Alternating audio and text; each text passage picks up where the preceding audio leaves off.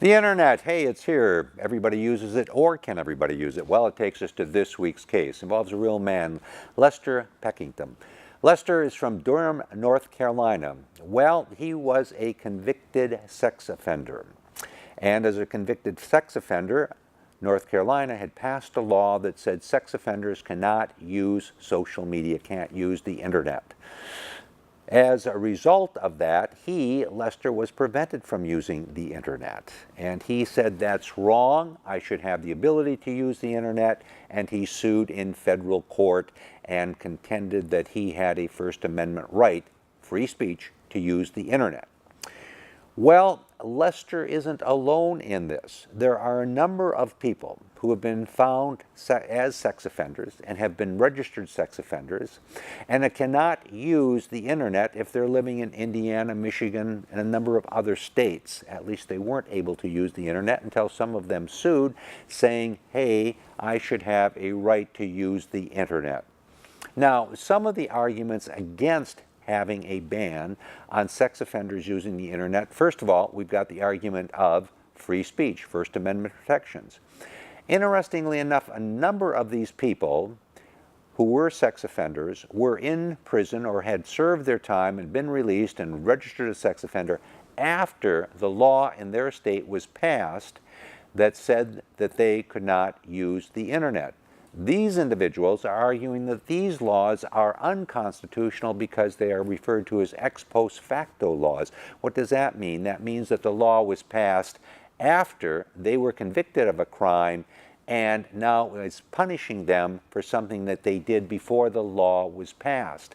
And under the Constitution, you cannot have ex post facto laws because you can't punish someone without giving them prior notice. In short, if somebody is going to commit a crime, they need to know what the punishment is. If they don't know what the punishment is, you can't inflict that particular punishment.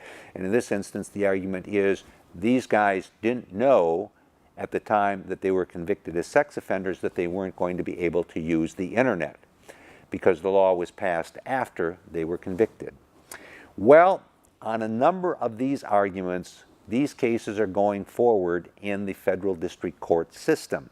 And some of them went up to the circuit district courts. And the circuit district courts have taken various views regarding this. Some have had very narrow decisions that basically only decide the case on the ex post facto argument, finding that the law wasn't passed before the guy was convicted and therefore the law doesn't apply to him, but it could apply to others.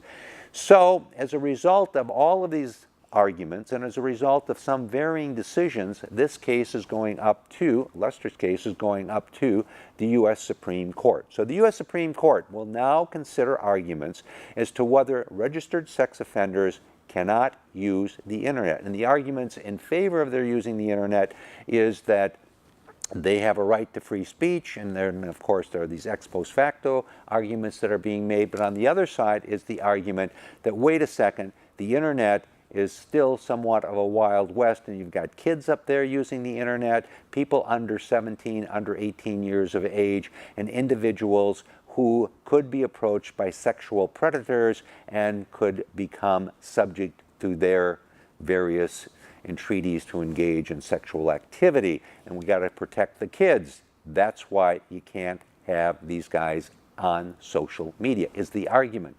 Others are saying in response to that, there isn't enough evidence that there actually is conduct going on social media in which convicted sex offenders are using it to prey upon young people.